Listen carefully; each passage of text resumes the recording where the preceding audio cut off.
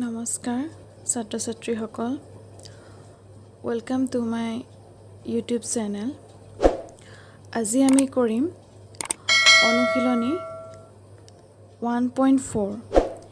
এই অনুশীলনী 1.4 আমি অংকখিনিলৈ যোৱাৰ আগতে আমি কিছুমান সৰু সৰু কথা জানি ল'ব লাগিব সেইখিনিৰ বিষয়ে জানি লওঁ আহা এতিয়া উপপাদ্য 1.6 লৈ চোৱা ধৰা x = p/q এটা পৰিমেয় সংখ্যা মই যদি একেবাৰে সহজ অৰ্থত ক'বলৈ যাওঁ তেন্তে য'ত p/q আহি থাকিব সেইটো আমি সকলোৱে জানো যে পৰিমেয় সংখ্যা হ'ব আৰু এই পৰিমেয় সংখ্যাটো q হৰটো মানে এই q হৰটোৰ মৌলিক উৎপাদক কেইটা কি হ'ব লাগিব 2 আৰু 5 হ'ব লাগিব যেতিয়া এই পৰিমেয় সংখ্যাৰ এই হৰৰ মৌলিক উৎপাদকটো যেতিয়া 2 বা 5 আৰহিৰ হ'ব তেতিয়া সেই পৰিমেয় সংখ্যাটোক কি বুলি ক'ব এই পৰিমেয় সংখ্যাটোকে x বুলি ধৰা নাছিলে জানো এই পৰিমেয় সংখ্যাটো তেতিয়া কি হ'ব এটা সাৰ্বত্ৰিক দশমিক বিস্তৃত আছে মানে হ'ব কেনেকৈ হ'ব সাৰ্বত্ৰিক দশমিক বিস্তৃত বা আমি ক'ব লাগিব যে পৰিসমাপ্তি হ'ব মানে যদি আমি এতিয়া এটা এক্সাম্পল লওঁ 1 = 3 4 3 এই সংখ্যাটোত কি হৈছে দশমিকৰ পিছত যিটো সংখ্যা আছে সেই সংখ্যাটো ইয়াতে শেষ হৈ গৈছে আমি আকৌ ডট দি আমাৰ যে অসীমলৈ আছে সেইটো আমি বুজোৱা নাই আমি এই সংখ্যাটো লিখি পিনে কি কৰিছোঁ যে 3 টো ইয়াত লিখি পিনে আমাৰ ইমানখিনিতে দশমিকৰ পিছত এই 3 তে আমাৰ সংখ্যাটো শেষ হৈ গৈছে ঠিক তেনেদৰে আমি লিখিব পাৰোঁ 2/5 এই ইয়াত কি হৈছে আমাৰ ইয়াতে সংখ্যাটো শেষ হৈ গৈছে পৰিসমাপ্তি হৈছে মানে সমাপ্ত হৈ গৈছে ঠিক তেনেকৈ আমি আৰু এটা উপপাদ্য এটা চাবা আমাৰ আৰু এটা উপপাদ্য হৈছে যে x = p/q এটা পৰিমেয় সংখ্যা যাতে হৰ qৰ মৌলিক উৎপাদকীকৰণটো 2n 5m আৰহিৰ নহয় য'ত n m অবিয়োগাত্মক সংখ্যা তেন্তে xৰ এটা দশমিক বিস্তৃত থাকিব যি অপৰিসমাপ্তি বা নিৰৱধি আৰু পৌনঃপুনিক মানে কি ইয়াৰ যিটো p/q এটা পৰিমেয় সংখ্যাটো হ'বই p/q আৰহি যিটো থাকিব সেইটো এটা পৰিমেয় সংখ্যা হ'ব আৰু তাৰ যিটো q এই qটো 2n 5m আৰহিৰ নহ'লে যদি নহয় তেতিয়া কি হয় সেইটো তেতিয়া কি হ'ব দশমিক বিস্তৃত থাকিব যি অপৰিসমাপ্তি বা নিৰৱধি আৰু পৌনঃপুনিক হ'ব ঠিক আমি এইটো এনেকৈ ক'ব পাৰোঁ যে আমাৰ এটা পৰিমেয় সংখ্যা অপৰিসমাপ্তি আৰু নিৰৱধি তেতিয়াহে হ'ব যেতিয়া আমাৰ p/q পৰিমেয় সংখ্যাটোৰ qৰ 2n and 5m আৰহিৰ নহয় অৰ্থাৎ আমাৰ qৰ যিটো হৰৰ মৌলিক উৎপাদক যেতিয়া 2 আৰু 5 নহ'ব তেতিয়া ফৰ এক্সাম্পল হিচাপে মই এটা বুজাই দিছোঁ এই পৰিমেয় সংখ্যাটো পৰিসমাপ্তি হ'ব বা সাৰ্বত্ৰি দশমিক বিস্তৃত বা পৰিসমাপ্তি দশমিক বিস্তৃত হ'ব যেতিয়া আমাৰ p/q পৰিমেয় সংখ্যাটোৰ qৰ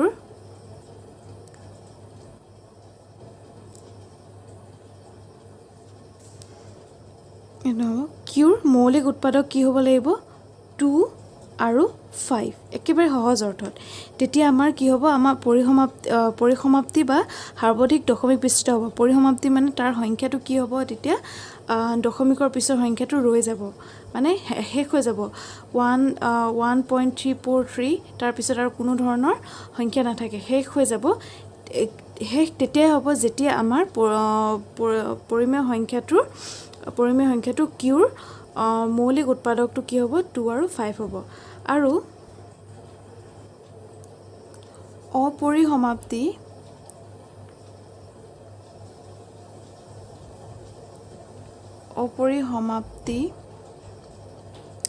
অপৰিসমাপ্তি বা আমি ক'ব পাৰোঁ নিৰৱধি আৰু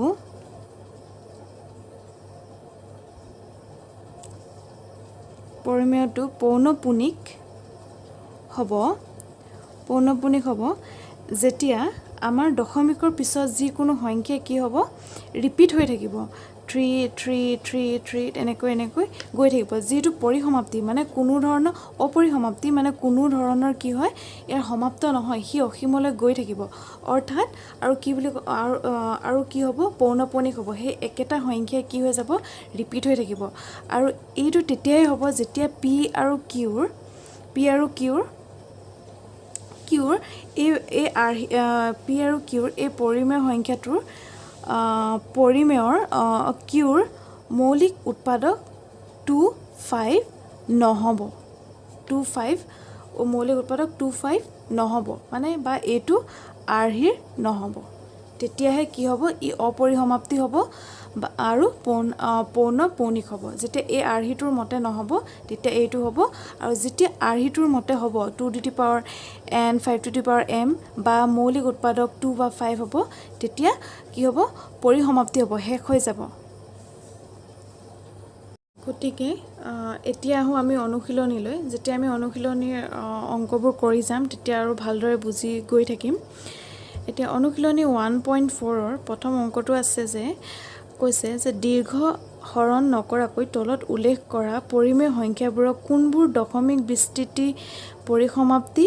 বা হাৱধি নাইবা কোনবোৰ নিৰৱধি পৌনঃপুনিক দশমিক বিস্তৃতি থাকিব বৰ্ণনা কৰা আমি ইতিমধ্যে ইয়াৰ বিষয়ে অলপ আলোচনা কৰি আহিছিলোঁৱে গতিকে আমি যেতিয়া অংকটো কৰিম আৰু ভালদৰে বুজি পাম এতিয়া আমি কৰিম প্ৰথমটো 13/3125 এইটো আমি প্ৰথমটো কৰিম যিহেতু আমাৰ কুৱেশ্যনটোত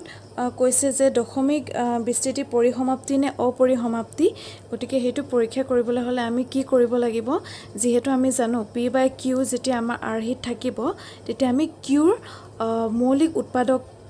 উৎপাদকটোহে চাব লাগিব কাৰণ মৌলিক উৎপাদকীকৰণৰ আমাৰ আৰ্হি কি কৈছিলে 2 টু দি পাৱাৰ n আৰু 5 টু দি পাৱাৰ m গতিকে আমি qটোৰ ওপৰত প্ৰথম qটোৰ পৰা আমি উৎপাদক উলিয়াই ল'ব লাগিব এতিয়া আমাৰ qটো আছে যেটো আমি এইটো ধৰি ল'ব লাগিব p বাই q হয় নাই এইটো যেহেতু এটা পৰিমেয় সংখ্যা হয় যদি এইটো p বাই q এ হ'ব এতিয়া আমি প্ৰথমে চাব লাগিব qৰ এতিয়া উৎপাদকটো আমি চাব লাগিব এইটো কি আৰ্হিটোত আছে নে নাই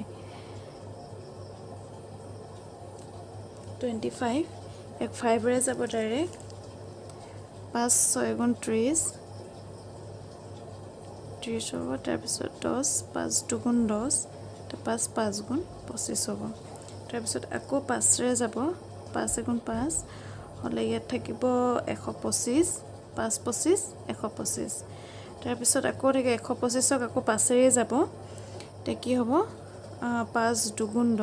5 5 গুণ 25 আকৌ 25ক আমি জানো 5 5 গুণ 25 এতিয়া আমি ইয়াত আমি কিমান পালোঁ 3125ত কিমান পালোঁ 5 টু দি পাৱাৰ 1 2 3 4 5 5 পালোঁ হয়নে এতিয়া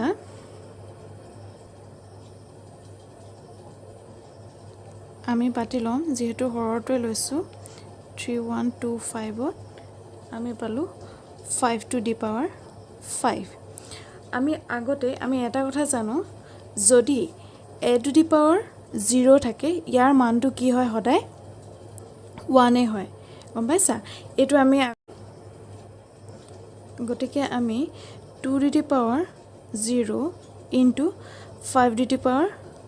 5 বুলি আমি ধৰিব পাৰোঁ কাৰণ চোৱা আমি যদি ইয়াত আমি জানো যে a টু দি পাৱাৰ যদি 0 থাকে তেন্তে ইয়াৰ মান 1 হয় যদি 2 টু দি পাৱাৰ মই 0 দি থৈ দিওঁ ইয়াৰ মানটো 1 হৈ থাকিলে 1 হ'লে আৰু 5 টু দি পাৱাৰ 5 থাকিলে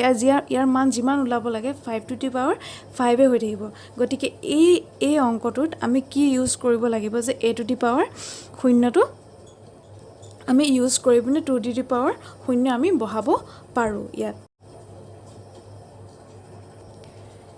যিহেতু হৰৰ বা আমি কি বুলি লিখিব পাৰোঁ q হয়নে qৰ মৌলিক উৎপাদকীকৰণটো আমি কি পালোঁ 2 বাই n 5 বাই m আৰ্হি পালোঁ ন 2/n আৰু 5/m আৰ্হিৰ হয় তেতিয়া 2/n বা 5 to the power m আৰ্হিৰ হয় তেতিয়া সেইটো কি হয় সেইটো সদায় পৰিসমাপ্তি হয় না নহয় তেতিয়া লাষ্টত লিখি দিম যে গতিকে 13/3125 হৈছে পৰিসমাপ্তি দশমিক বিস্তৃতি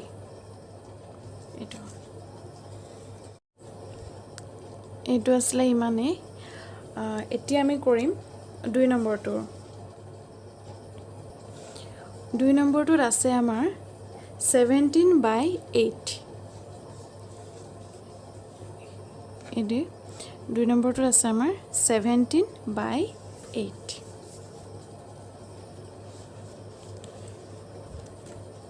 গতিকে যেতিয়া আমি পৰিসমাপ্তি বা অপৰিসমাপ্তি যেতিয়া আমি চাম তেতিয়া আমাৰ কি হ'ব লাগিব কিউটোৰ আমি যেটো আগতে পঢ়ি আহিছিলোঁ কিউৰ আৰ্হিটো পৰিসমাপ্তি হ'বলৈ হ'লে কিউ আৰ্হিটো 2 to the power n আৰু 5 to the power m হ'ব লাগিব গতিকে কিউৰ আৰ্হিটো হ'ব লাগিব গতিকে আমি আমাৰ হেতু কিউ যেহেতু 8 আছে গতিকে আমি 8ৰ উৎপাদক উলিয়াব লাগিব হয় নাই উৎপাদক উলিয়াবলৈ আমি কি কৰিব লাগিব 2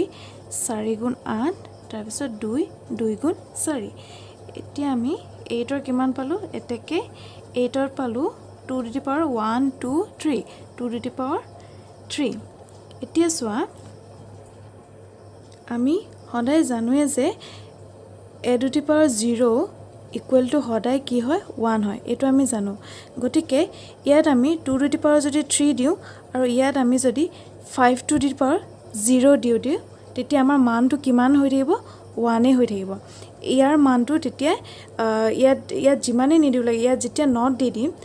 5 to the power যেতিয়া আমি নট দিম মানে 0 দিম তেতিয়া আমাৰ কি হ'ব 1 হৈ থাকিব গতিকে ইয়াৰ মানটো আমাৰ কি হ'ব 2 to the power 3 হৈ থাকিব আৰু এতিয়া আমাৰ এইটো কি আৰ্হিত আহি গ'ল 2 to the power n আৰু 5 to the power m আমি এটা লিখি দিছো যেহেতু হৰৰ অৰ্থাৎ আমাৰ কি হয় কিউৰ মৌলিক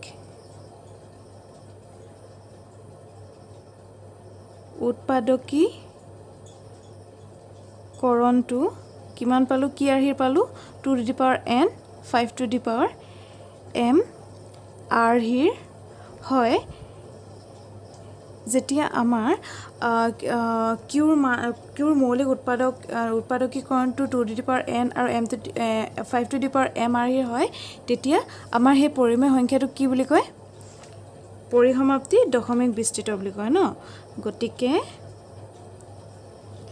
17/8 হৈছে পৰিসমাপ্তি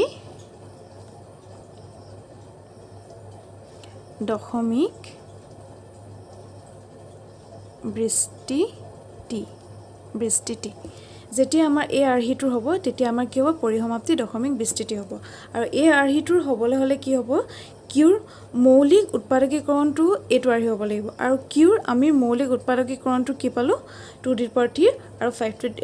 to the power 0 এই আৰ্হিটোৰ মতে পালো গতিকে এইটো আমাৰ এতিয়া কি হ'ল পৰিসমাপ্তি হ'ল এতিয়া আমি কৰিম 3 নম্বৰটো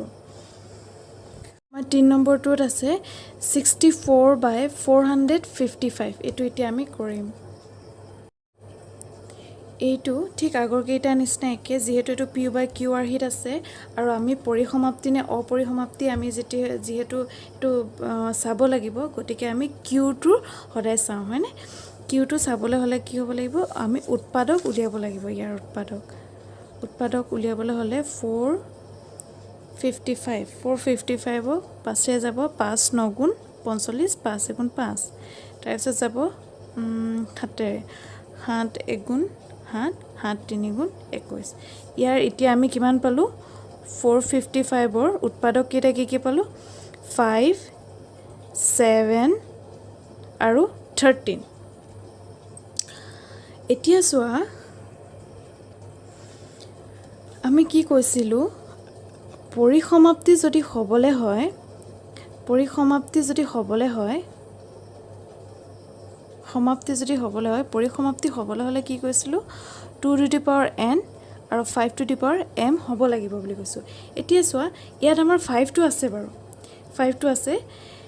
কিন্তু আমাৰ 2টো আছে জানো 2টো নাই ঠিক আছে কিন্তু আগৰ অংকখিনিত আমি 2 to the power 0 কৰি আমি যেহেতু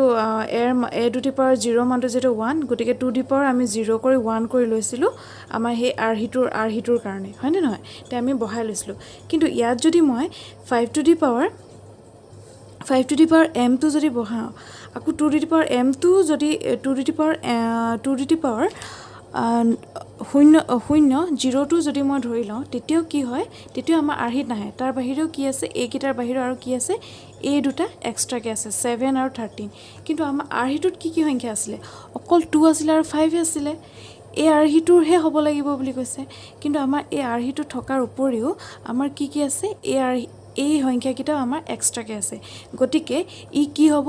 এই আৰহিটোৰ নহ'ব অৰ্থাৎ অপৰিসমাপ্তিৰ যিটো হয় বুলি কৈছিলোঁ যে এই আৰহিটোৰ হ'ব নালাগিব 2 to the power n আৰু 5 to the power m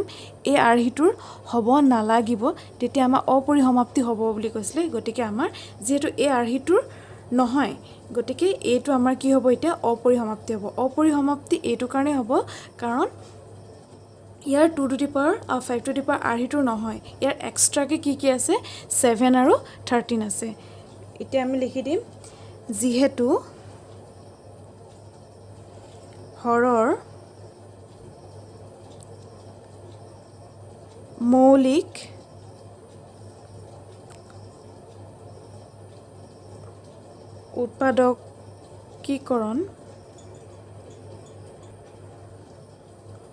উৎপাদকীকৰণটো 2 to the power n বা 5 to the m আৰহিৰ নহয় গতিকে কি হ'ব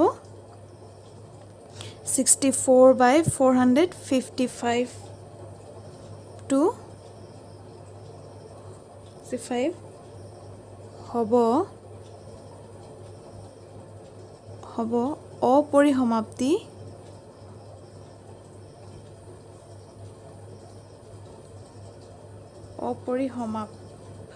অপৰিসমাপ্তি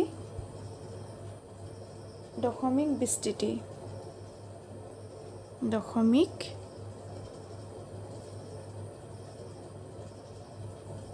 বিস্তৃতি এইটো আশা কৰিছোঁ তোমালোকে ভিডিঅ'টো চাই অংককেইটা ভালদৰে বুজি পাইছা বুলি আৰু আজিলৈ ইমানেই নমস্কাৰ